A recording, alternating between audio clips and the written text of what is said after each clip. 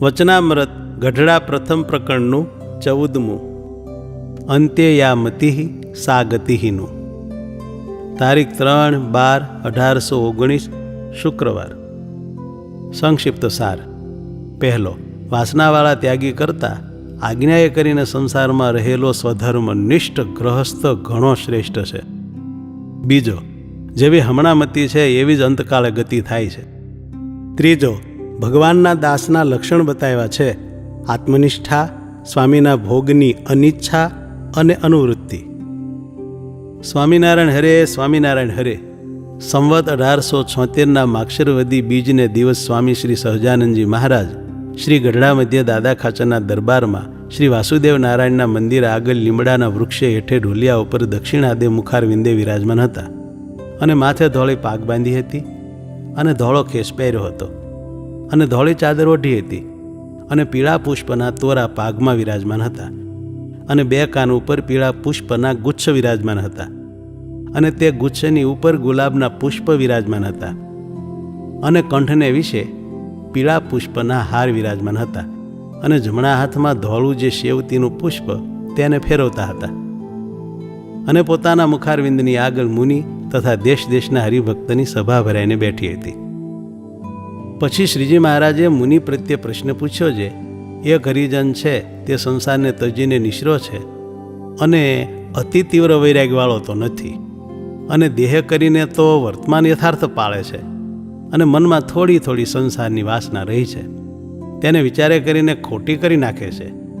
એવો એક ત્યાગી ભક્ત છે અને તેને ભગવાનનો નિશ્ચય પણ દ્રઢ છે.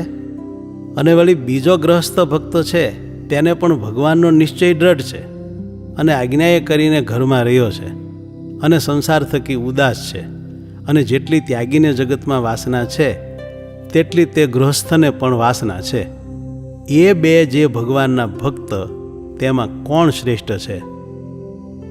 પછી મુક્તાનંદ સ્વામી બોલ્યા છે: એ ત્યાગી ભક્ત શ્રેષ્ઠ છે. ત્યારે શ્રીજી મહારાજ બોલ્યા છે: ઓલો મૂંઝાઈને પોતાની મેળે ભેખ લઈને નિશરો છે તે કેવી રીતે શ્રેષ્ઠ છે? અને ગૃહસ્થ તો આજ્ઞાએ કરીને ઘરમાં રહ્યો છે, તે કેવી રીતે ન્યૂન છે? પછી શ્રીજી મહારાજના પ્રશ્નનું મુક્તાનંદ સ્વામીએ બહુ પ્રકારે સમાધાન કર્યું, પણ સમાધાન થયું નહીં. પછી મુક્તાનંદ સ્વામી બોલ્યા છે: હે મહારાજ, તમે ઉત્તર કરો. પછી શ્રીજી મહારાજ બોલ્યા છે: ત્યાગી હોય અને તેને સારી પેઠે ખાવા મળે અને જો કાચી મતીવાળો હોય તો પાછી સંસારની વાસના હૃદયમાં ઉદય થાય, અથવા ઘણું દુઃખ પડે તો પણ પાછી સંસારની વાસના ઉદય થાય. એવા ત્યાગી કરતાં તો ગૃહસ્થ ઘણો સારો. કેમ, જે ગૃહસ્થ ભક્તને જ્યારે દુઃખ પડે અથવા ઘણું સુખ આવી પડે ત્યારે તે એમ વિચાર રાખે છે: રખે મારે આમાંથી બંધન થાય, એવું જાણીને તે સંસારમાંથી ઉદાસ રહે. માટે ત્યાગી તો તે ખરો જેણે સંસાર મૂક્યો અને પાછી સંસારની વાસના રહે જ નહીં. અને ગૃહસ્થ તો વાસનાવાળા ત્યાગી કરતાં ઘણો શ્રેષ્ઠ છે, જો ગૃહસ્થના ધર્મ સચવાય તો. પણ ગૃહસ્થના ધર્મ તો ઘણા કઠણ છે અને અનંત પ્રકારના સુખ દુઃખ આવી પડે ત્યારે સંતની સેવામાંથી અને ધર્મમાંથી મનને આડું અવળું ડોલવા દે નહીં અને એમ સમજે જે સંતનો સમાગમ મળ્યો છે તે તો મને પરમ ચિંતામણી અને કલ્પવૃક્ષ મળ્યો છે અને ધન દોલત દીકરા દીકરી એ તો સર્વે સ્વપ્ન તુલ્ય છે અને સાચો લાભ તે સંતનો સમાગમ મળ્યો એ જ છે એમ સમજે. અને ગમે તેવું ભારે દુઃખ આવી પડે પણ તેને કરીને પાછો પડે નહીં, એવો જ ગૃહસ્થ તે અતિશ્રેષ્ઠ છે. અને સૌ કરતાં ભગવાનના ભક્ત થવું એ ઘણું કઠણ છે અને ભગવાનના ભક્તોનો સમાગમ મળવો ઘણો દુર્લભ છે. એમ કહીને તે ઉપર શ્રીજી મહારાજે ભગવાન અને સંતના મહિમાના મુક્તાનંદ સ્વામીના કીર્તન ગવરાવ્યા. પછી મુક્તાનંદ સ્વામીએ પ્રશ્ન પૂછ્યો છે: શ્રુતિમાં એમ કહ્યું છે જે અંત્ય યા મતિ સા ગતિ. એવી રીતે કહ્યું છે જે અંતકાળે ભગવાનને વિશે મતિ રહે તો ગતિ થાય અને ન રહે તો ન થાય, એવો એ શ્રુતિનો અર્થ ભાસે છે. ત્યારે જે ભક્તિ કરી હોય તેનો શો વિશેષ છે? પછી શ્રીજી મહારાજ બોલ્યા છે: જેને સાક્ષાત ભગવાનની પ્રાપ્તિ થઈ છે તેને અંતકાળે સ્મૃતિ રહે અથવા ન રહે, તો પણ તેનું અકલ્યાણ થાય નહીં, તેની તો ભગવાન રક્ષા કરે છે. અને જે ભગવાન થકી વિમુખ છે તે તો બોલતા ચાલતા દેહ મૂકે છે તો પણ તેનું કલ્યાણ થતું નથી અને મરીને જમપુરીમાં જાય છે.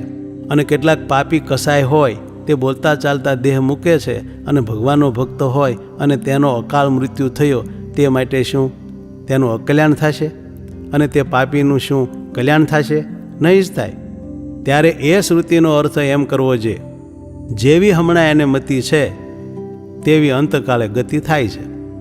માટે તે જે ભક્ત છે તેની મતિમાં એમ રહ્યું છે જે મારું કલ્યાણ તો થઈ રહ્યું છે, તો તેનું કલ્યાણ અંતકાળે થઈ જ રહ્યું છે.